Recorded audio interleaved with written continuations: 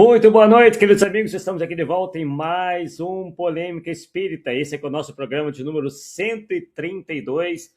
E dessa feita não estamos aqui bem acompanhados, apenas bem acompanhados de vocês que nos assistem, porque nosso querido Paulo Neto está em outro compromisso espírita, né, defendendo lá a causa interessante, né, de defender que Allan Kardec, né, não reencarnou como Chico Xavier, né, apresentando em uma outra live os seus brilhantes estudos sobre este tema.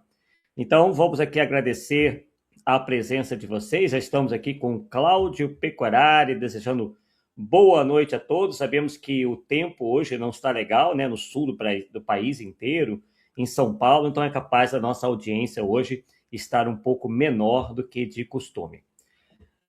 Bem, mas o tema de hoje será: é possível acreditar nos Anunnakis? Bem, muita gente deve, inclusive, já estranhar esse nosso título de hoje, porque desconhece o que vem a ser esses tais Anunnakis.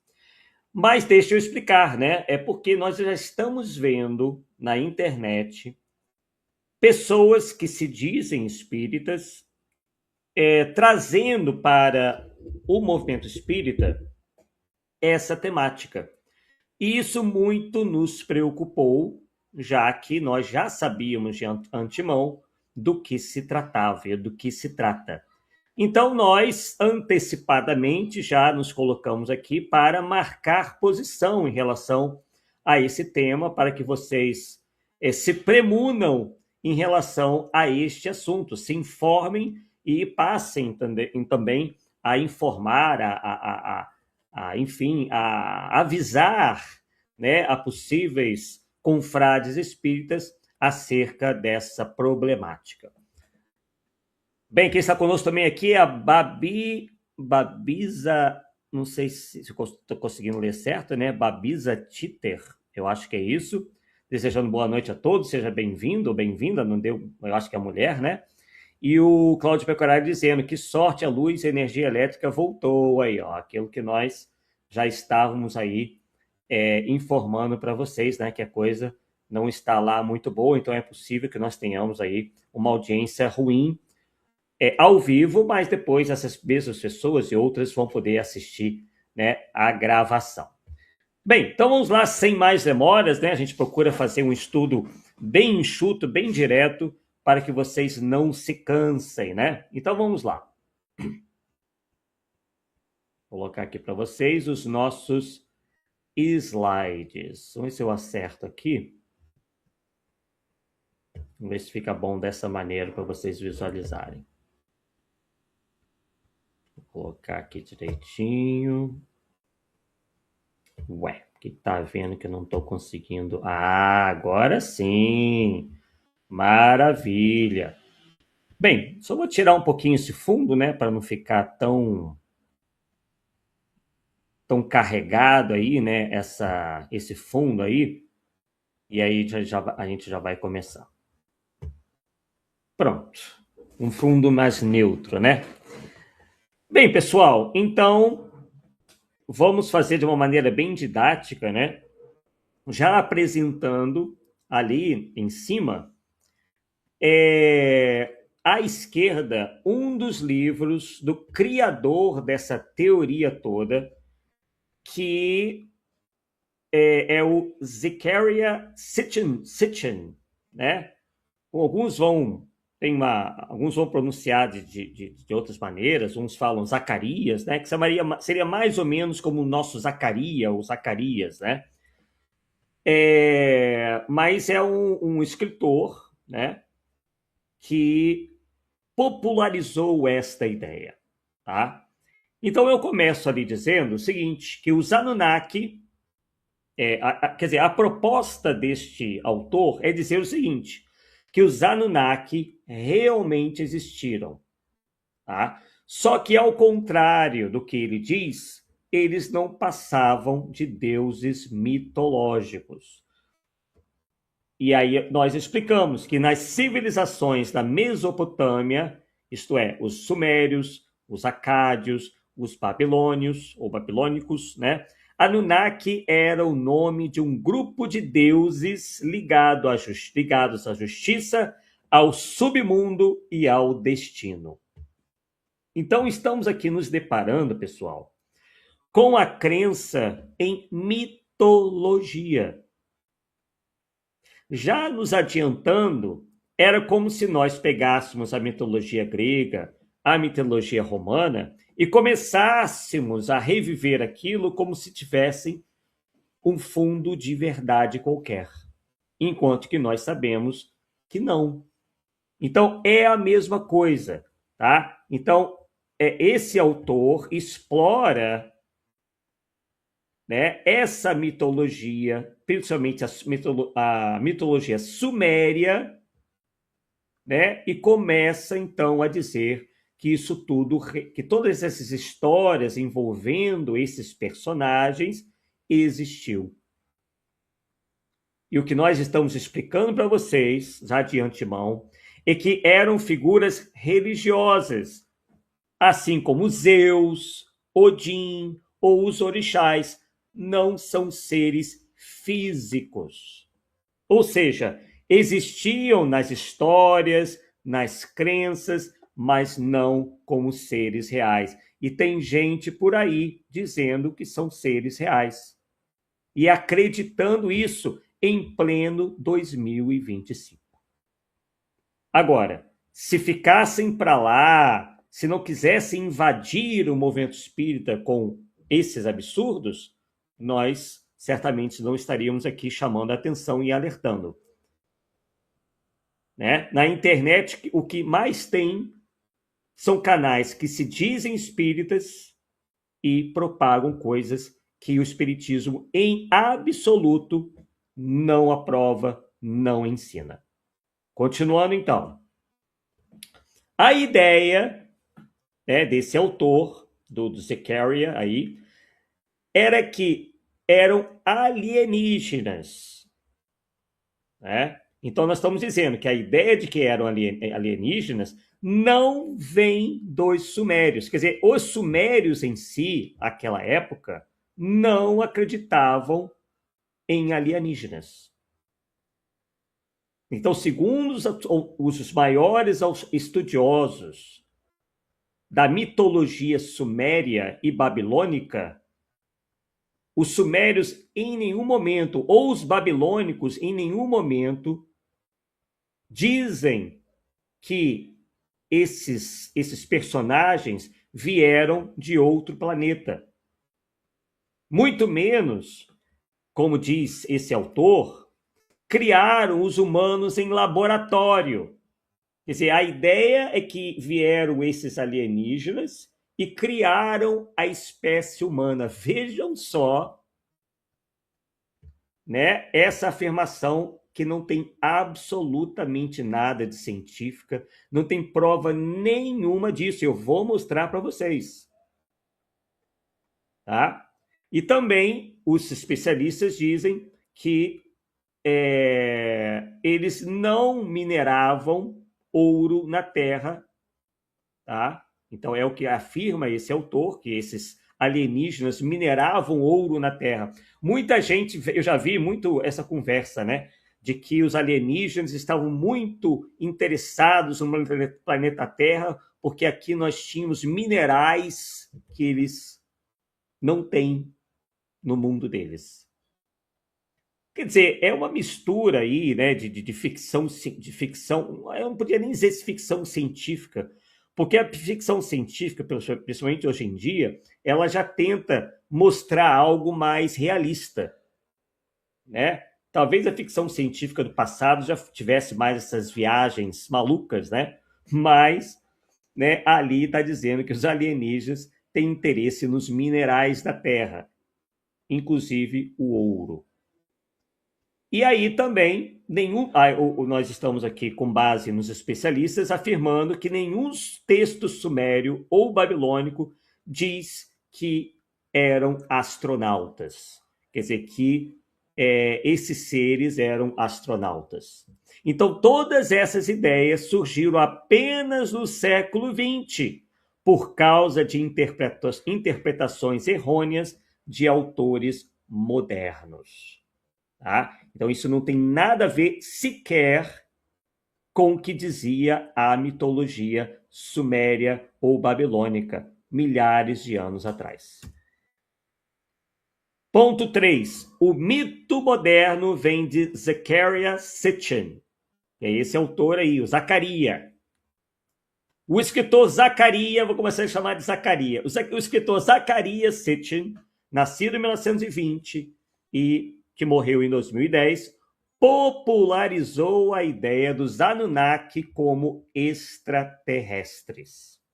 Mas a comunidade científica, inclusive especialistas em sumério e assiriologia, mostra que ele traduziu o idioma errado.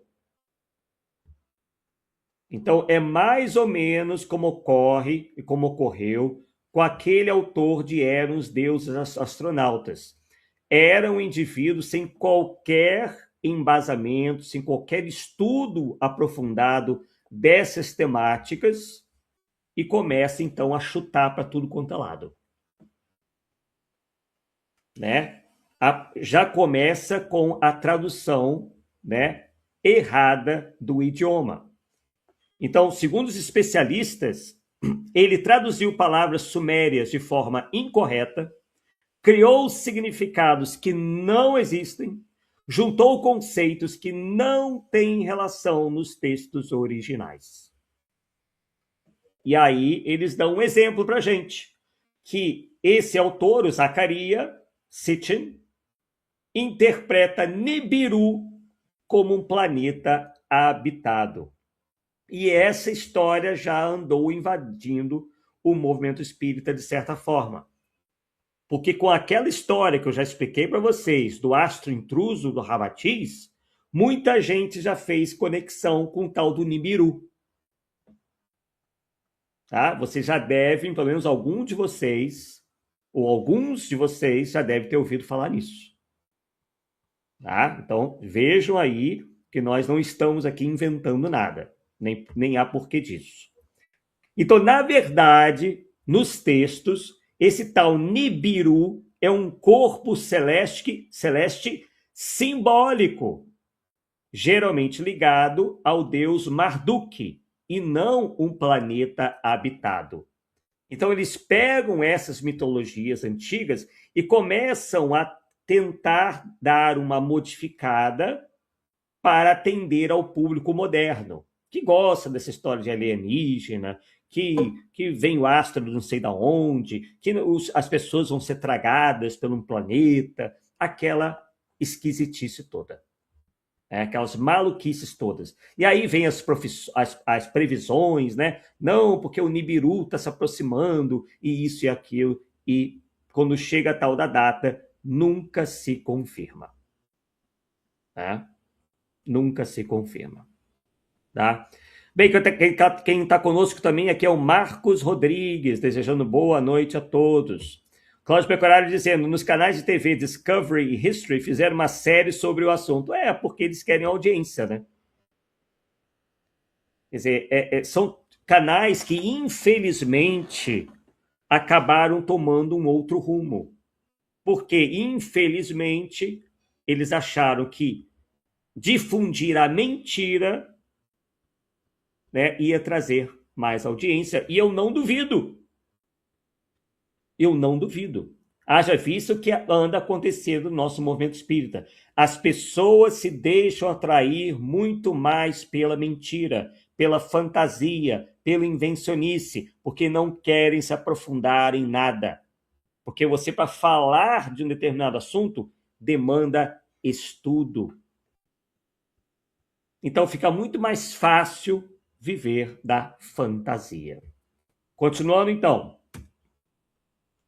Ponto número 4 aqui para o nosso estudo de hoje. Não existe evidência arqueológica ou genética.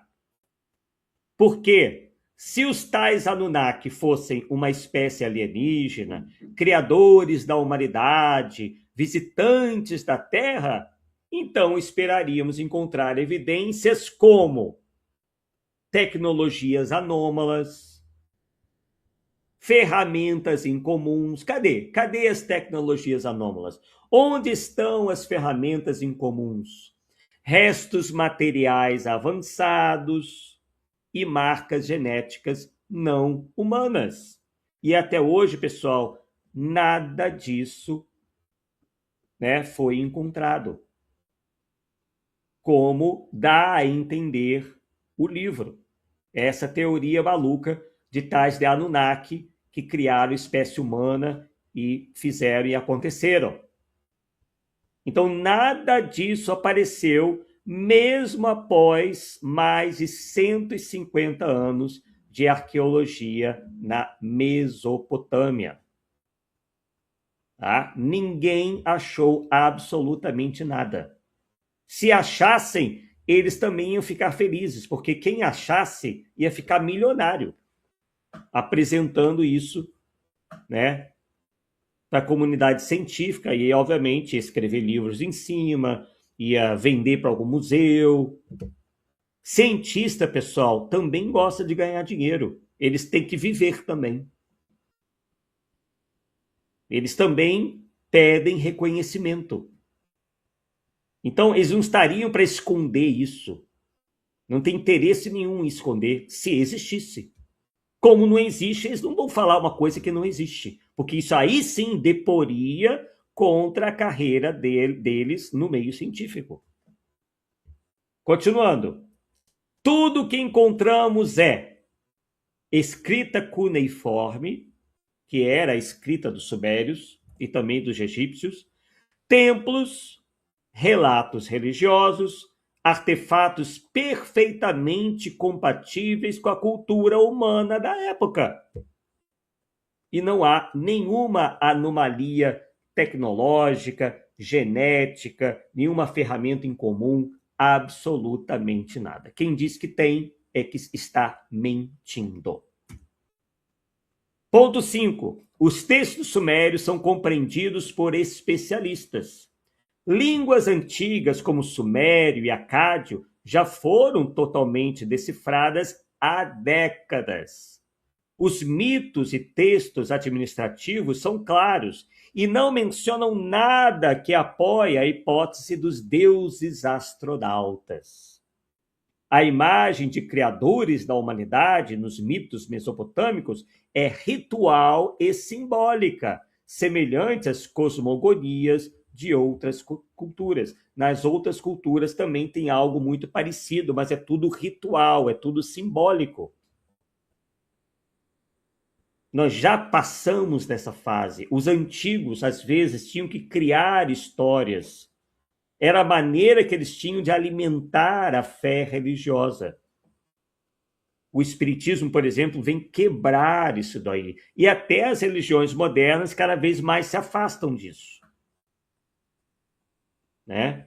A gente vê que na Igreja Católica, embora muito lentamente, eles já vão começando a dizer, olha, céu e inferno não é bem isso. Né? Isso e aquilo alto lá, não é bem isso. E aí as coisas vão avançando. Continuando. A teoria dos Anunnaki atende a uma necessidade moderna. Ela é popular porque mistura arqueologia, mistério, é o que as pessoas mais gostam, né? Mistério. Ficção científica e desejo de respostas simples. É o que vem acontecendo no nosso movimento espírita. Pessoas aceitando teorias completamente sem sentido, né? Simplórias, até infantis, porque desejam respostas simples. Querem achar que possam saber de coisas que ninguém mais sabe. É o tal do mistério, não era o mistério. Agora nós revelamos o mistério. Então isso atrai as pessoas. Só que a vida, pessoal, não é série de Netflix. tá? A realidade é outra. Eu acho que tem muita gente confundindo fantasia com realidade.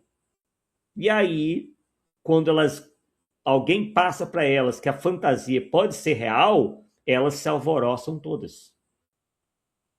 E como nada entende de assuntos complexos que demandam anos de estudo como arqueologia, acham fácil. Acham que tudo é fácil. Não, encontrou um ossinho ali, pronto, já, né? Acha que tá sabendo de muita coisa, ou que, né? Acha que é só isso, cavucar. Não é nada disso. É algo muito mais complexo, né? Que exige muito conhecimento científico. Não é qualquer, desculpa o termo, bobalhão que vai escrever um livro qualquer sem ter base nenhuma, né? Que vai estar dizendo a verdade, né? Em contraposição a pessoas que passaram a vida inteira pesquisando e estudando a temática. Mas ali nós alertamos, ó, a popularidade não substitui evidência. A coisa pode ser a mais popular do mundo, a mais acreditada do mundo, mas se não tiver evidência, não é real. Houve uma época em que a maioria da humanidade acreditava que era o Sol que girava em torno da Terra. Isso era verdade? Não. Mas era popular? Sim. Então, esse é um bom exemplo, né, pessoal? Que acreditar não faz aquilo acontecer. Continuando. E aqui nós vamos explicar um pouquinho, né, melhor dessa história toda. Então, Anunnaki, a princípio, seria aqueles que do céu vieram, que para muitos, para esse autor aí, seriam extraterrestres. Então, a afirmação do Zacarias, né, do Zacarias Sitchin, é a seguinte, que Anunnaki literalmente significa os que vieram do céu. Daí a conclusão de que eram visitantes extraterrestres. Essa é a teoria dele. E por que que isso é incorreto? Porque a palavra Anunnaki e formas relacionadas é um termo teológico / político da Mesopotâmia, usado para designar um grupo de deuses ou descendência real ou divina. Perceba que mesmo nas sociedades mais antigas, havia essa ideia de que o rei ou governante era uma figura divina ou representante de Deus. O que, de certa forma, até mesmo no cristianismo, ou melhor, no catolicismo, sobreviveu essa ideia por muito tempo. A figura do Papa também era uma figura política, porque eles achavam que ele era, a figura do Papa era inspirado diretamente por Deus. E aí diz ali, ó, suas raízes e uso nos textos dessa palavra Anunnaki não suportam a tradução simplista, entre aspas, os que vieram do céu, no sentido moderno de visitantes de outro planeta. Existe também uma explicação alternativa. Alguns especialistas traduzem ou entendem Anunnaki como descendentes ou príncipes de Anu, ou simplesmente como um coletivo divino. O contexto mitológico, ritos, genealogias de deuses, explica seu papel. Não há menção à tecnologia ou viagem espacial. Então, essa é uma interpretação forçada desse senhor Zacarias, que começou, a tentar forçar isso aí, interpretar Anunnaki como sendo extraterrestres. Continuando. Digir, outros sinais significam blazing rockets, ou naves. Então, vamos lá, vamos entender melhor isso daí. Qual foi a afirmação do Zacarias Sitchin? Ele diz que sinais cuneiformes e palavras como Digir, nome para Deus, seriam, na verdade, referências a foguetes, naves e tecnologia. E por que que isso é incorreto, segundo os maiores especialistas, né, nessa cultura?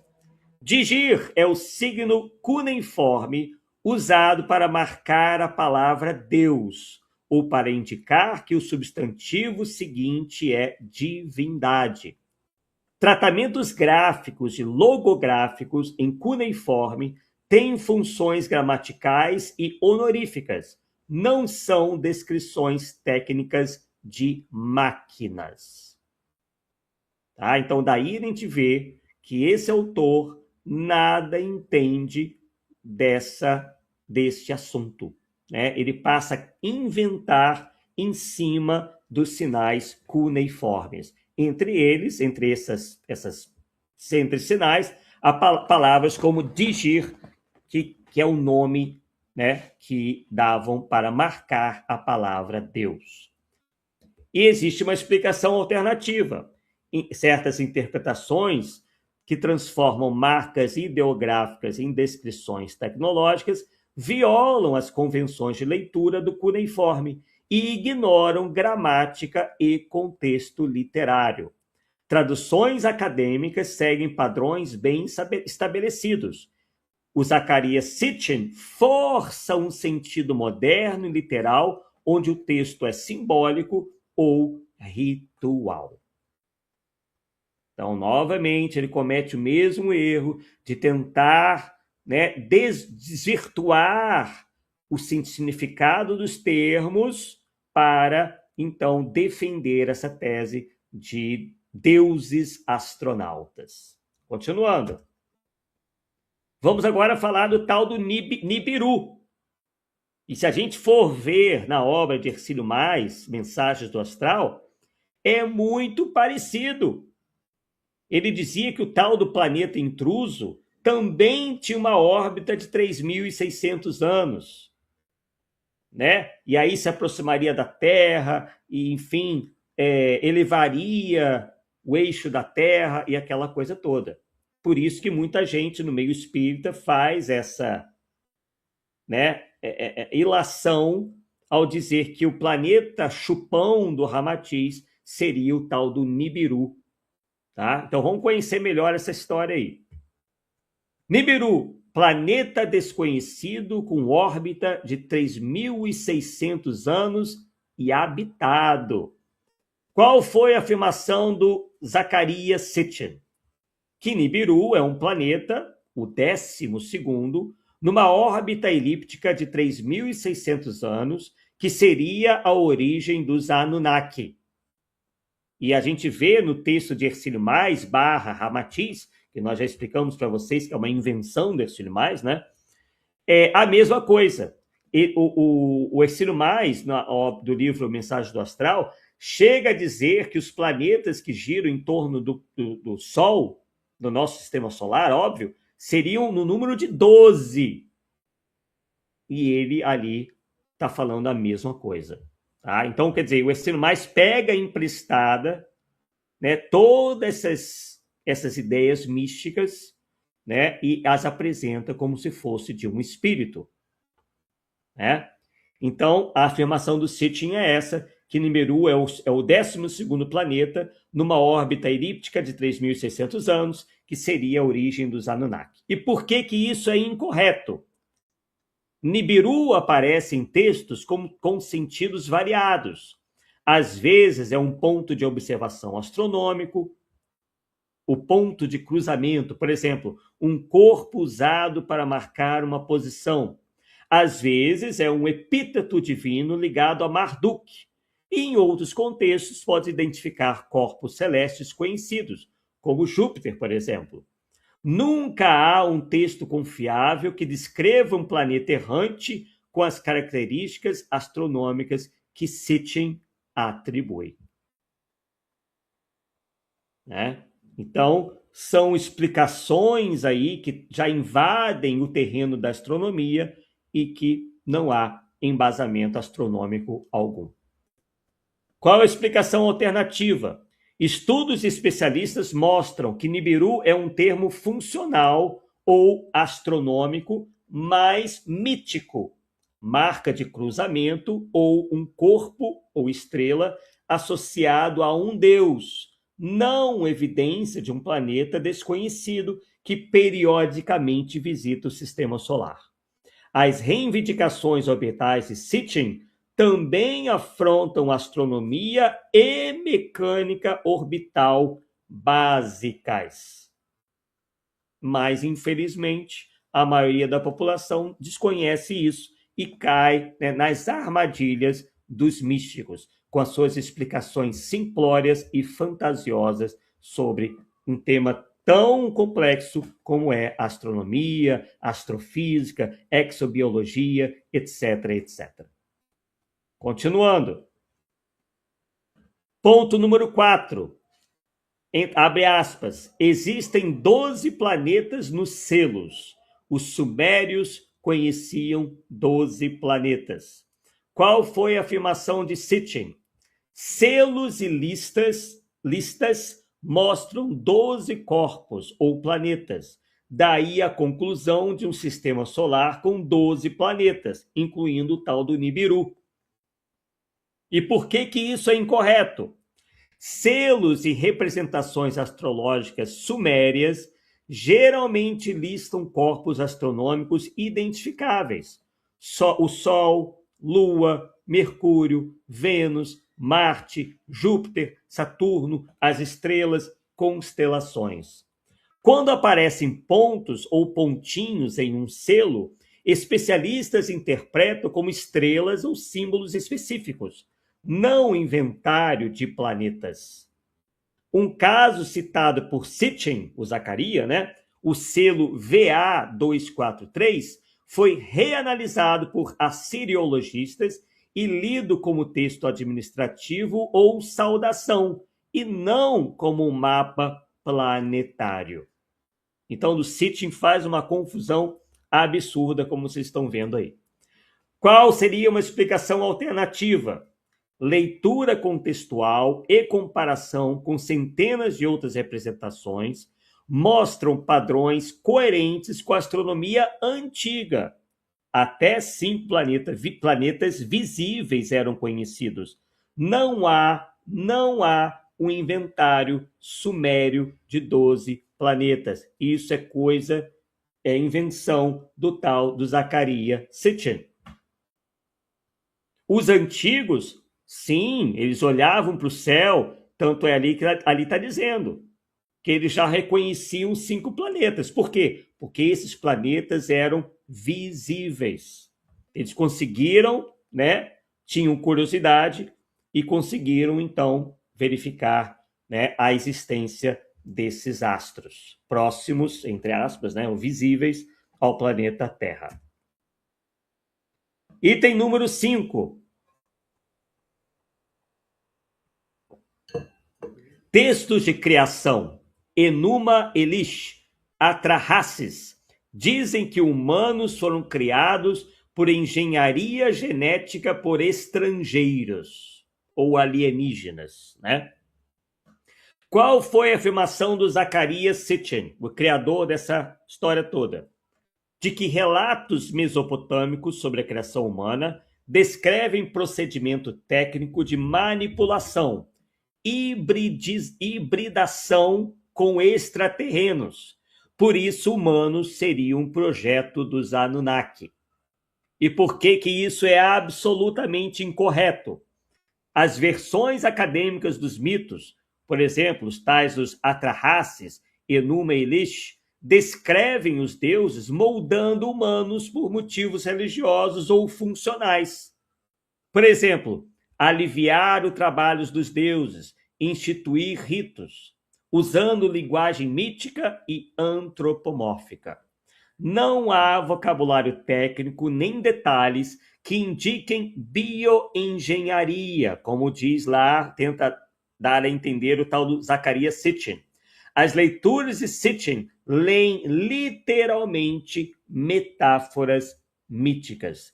Então, por exemplo, ele via lá uma imagem dos sumérios com os deuses, né, meio que fazendo humanos com lama. Então, ele já interpretou que esses deuses eram alienígenas e que efetivamente criaram os humanos, né, daquela forma.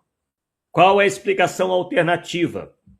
A tradição comparada de mitos de criação interpreta tais passagens como explicações teológicas para a condição humana e para a divisão do trabalho entre humanos e deuses, não como relato histórico científico. Quer dizer, isso é mera mitologia, assim como também os romanos, os gregos, também acreditavam nessa intervenção direta dos deuses, né? Já expliquei para vocês a questão, por exemplo, de Atlântida, né? Que a Atlântida foi, por exemplo, extinta em função da ação dos deuses para punir, né, aquele povo. Isso tudo, obviamente, é mera mitologia. Item número 6, etimologias forçadas e leituras pessoais. Etimologias, ele saiu com Y, tá? Tá errado, é ler um I mesmo. Então, etimologias forçadas e leituras pessoais. O problema geral. Zacarias Sitchin frequentemente constrói etimologias próprias, isto é, ele liga radicais sumérios a palavras modernas, que não sem relação entre elas, né? E escolhe leituras que confirmam sua hipótese. E por que isso é incorreto? Estudos linguísticos exigem regras de fonética histórica, correspondências regulares e comparação com corpus amplo. Sitchin muitas vezes ignora essas regras e traduz palavras isoladas, fora de contexto, produzindo sentidos que não resistem à checagem por especialistas. Tá? Então, pessoal, ele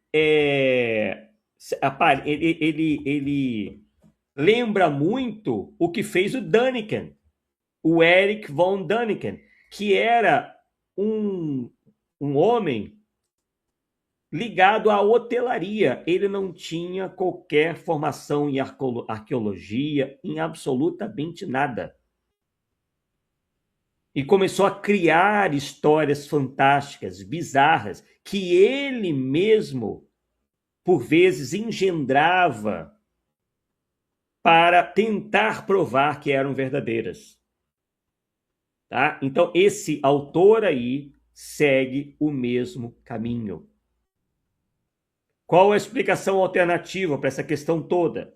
Dicionários e léxicos sumérios, usados por assiriologistas, permitem verificar que as leituras de Sitchin são idiosincráticas e não aceitas pela comunidade acadêmica. Gente, é uma questão de inteligência, e nós aprendemos isso com o Espiritismo. Se 10 de um lado falam uma coisa e um diz algo completamente diferente, ainda mais quando esses 10 se mostram indivíduos confiáveis, né, entendidos no assunto, é claro que a gente não pode ficar com um. A gente tem que procurar ficar com a maioria, e é uma maioria que entende. Tá? Não é a maioria pelo número, é a maioria de especialistas. 10 especialistas mostram, provam, pensam a mesma coisa. E um pensa completamente diferente. O oposto, água e óleo, né? Água e vinho. É claro que até que esse indivíduo, esse único indivíduo, desmonte tudo, aí sim. Se ele desmontar tudo que foi estudado, tudo que foi pesquisado, aí sim a gente pode ficar com aquele um. Mas se ele não fizer isso, é uma escolha muito mal feita ficar com esse um em detrimento dos outros 10. Né? É temerário uma coisa dessa. Continuando. Item 7. Já estamos no finalzinho, tá? Só temos mais uns 3 slides. Seleção seletiva de evidências e falta de método. Qual é o problema metodológico? Além dos erros linguísticos, que eu já citei aqui, o Sitchin escolhe fragmentos e símbolos isolados, liga-os a mitos de outras culturas, sem demonstrar continuidade textual ou textual, e ignora interpretações acadêmicas consolidadas. Aquilo que eu acabei de dizer, né? Por que isso é incorreto? Por quê? Boa análise histórica exige evidência replicável. Exige também contexto arqueológico e controle de hipóteses alternativas. A obra desse Zacarias Sitchin falha nesses critérios, interpreta livremente e conclui primeiro para depois buscar as confirmações. Claro, ele sabe que a teoria dele é o que vai fazê-lo enriquecer, é o que vai chamar a atenção das pessoas. E aí depois ele tenta tapar os buracos, né, como pode. Explicação alternativa. Revisões críticas mostram que quando os textos são lidos com as convenções assirológicas corretas, as provas, entre aspas, de Sitchin desaparecem. Tá? Então não há ninguém, absolutamente ninguém, no meio científico, tá, que confirme qualquer dessas ou quaisquer dessas teorias dos livros ou do livro do tal de Zacarias Sitchin em relação aos tais Anunnakis, que seriam extraterrenos ou extraterrestres que teriam criado a espécie humana. Erros científicos e astronômicos. A afirmação de Sitchin, 2 pontos. Órbitas e mecânica de Nibiru, 3.600 anos, e outros elementos são possíveis e compatíveis com observação. Essa é a afirmação dele. E por que isso é incorreto? Uma órbita elíptica de corpo massivo, com período de 3.600 anos, que atravessa o sistema solar, causaria perturbações detectáveis nas órbitas dos planetas, além de evidências geológicas e registros históricos. Mas não existe suporte astronômico e astrônomos rejeitam a hipótese. Além disso, o Zacarias Sitchin mistura conceitos astronômicos modernos com leituras mitológicas sem base. E onde encontrar críticas detalhadas e verificáveis, pessoal? Para quem quiser se aprofundar, né? Onde que a gente deve estudar, que é para quem se interessar por esse assunto, né? Temos ali o Michael Heiser, que escreveu um livro chamado Sitchin is Wrong, quer dizer, o Sitchin está errado. O que tem nesse site aí, né? Na verdade é um site, depois eu fui conferir, é um site. Ele faz uma análise, palavra por palavra, de traduções e argumentos de Sitchin. Então, esse site é excelente para checagem linguística. Tá? Então, eu vou ver aqui, ó. Eu andei visitando. Vou até mostrar aqui para vocês, ó. Sitchin, não vai dar para mostrar, porque... Mas eu vou ver se eu consigo aqui.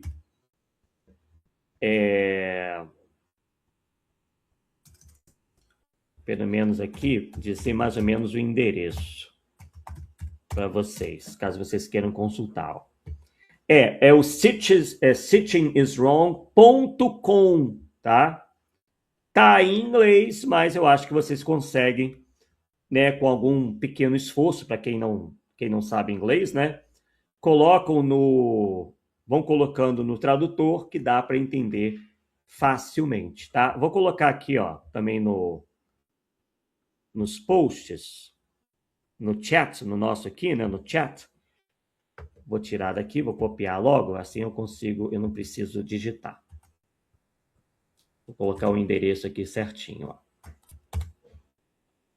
E é bom que aí vocês verificam que nós não estamos viajando na maionese, né? Vamos ver se vai aí. Eu coloquei, ó, já foi, ó. É esse site aí, pessoal, tá? sitchingiswrong.com ou www.sitchingiswrong.com. Tá aí. Continuando. Artigos críticos e resenhas acadêmicas. Tem um autor chamado Jason Colavito, onde ele mostra falhas metodológicas e contextuais nas alegações do Zecharia Sitchin. Também nós vamos encontrar sumários sobre Nibiru em estudos da astronomia antiga, onde lá mostra usos variados do termo e a ausência de um planeta errante na literatura suméria. Quer dizer, não há nada relacionado a planeta errante na literatura suméria. Isso é uma invenção desse autor. E também nós vamos encontrar entradas enciclopédicas, né?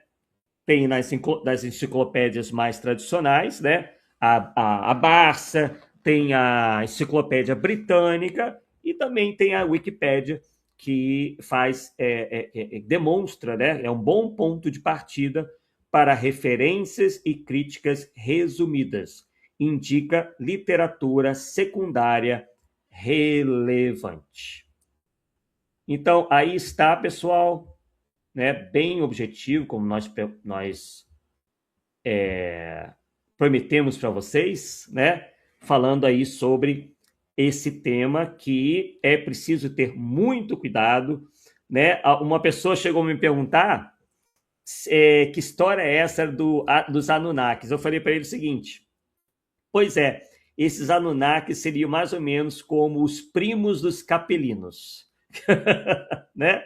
E realmente, pessoal, é preciso a gente ter muito cuidado. O espiritismo, ele se liga à ciência, às evidências, à verdade. Enquanto não tiver efetivamente provado uma coisa, a gente não tem como acreditar. Tá? Então, essas loucuras, essas fantasias, vindos de um autor só, e aí depois replicado por televisões ou canais sensacionalistas, não vão fazer algo falso se tornar verdadeiro. Ah, tá todo mundo falando. A gente não pode se governar por todo mundo. A gente tem que se governar pela verdade. Não é mesmo? Como nos ensina o Espiritismo. Bem, pessoal, esse é o nosso último programa deste ano. Ano que vem a gente volta, né? Nós retornaremos ao Polêmica Espírita em 21 de janeiro de 2026. Então, nós paramos aqui no 132º programa, isto é, o programa de número 132, para retornarmos em 21 de janeiro de 2026 com mais uma sequência aí grande de programas Polêmica Espírita, aqui na Rede Amigo Espírita TV, também conhecida como Rai TV, aqui no YouTube. Agradecemos a vocês que estiveram conosco durante todo esse ano de 2025. Nada, a princípio, deve mudar para 2026. Continuaremos quarta sim, quarta não, vindo aqui até a Rai TV para trazer aqui estudos, enfim, todo tipo de assuntos interessantes ao meio espírita, né, para que nós possamos cada vez mais aprendermos juntos, não é mesmo? Então, agradecemos a vocês por mais essa noite aqui em que passamos juntos, né? Agradecemos muitíssimo, né, a presença de todos vocês. Se vocês perderam algum estudo, a gente sugere que nesse tempo aí de férias, né, revisitem essas lives ou visitem pela primeira vez, porque certamente todas elas, pelo menos no meu entender, foram muito aproveitáveis, né? No sentido mesmo, às vezes, até do debate mesmo, de falar sobre uma temática, sem muitas vezes fechar a questão, né? Essa aqui dos Anunnaki, a gente está fechando questão, mas tem muitas aí que estão em aberto e são polêmicas justamente por conta disso, né?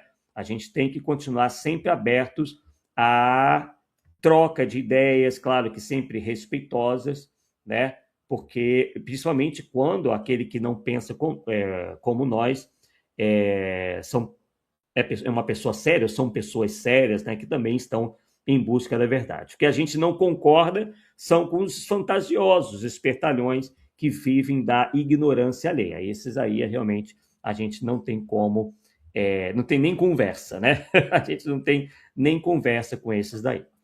Então, agradecemos, portanto, mais uma vez e retornamos, como já dissemos, em 21 de janeiro de 2026. Tenha aí um excelente Natal, né, que se aproxima daqui a 15 dias, né, 14, 15 dias, 24 para 25, e também um excelente Ano Novo. E quem sentir saudade, estaremos lá no canal Arthur Azevedo Difusão Espírita, dando continuidade aí também aos nossos estudos por lá. Ok? Então, um forte abraço a todos e até 2026, pessoal. Tchau, tchau.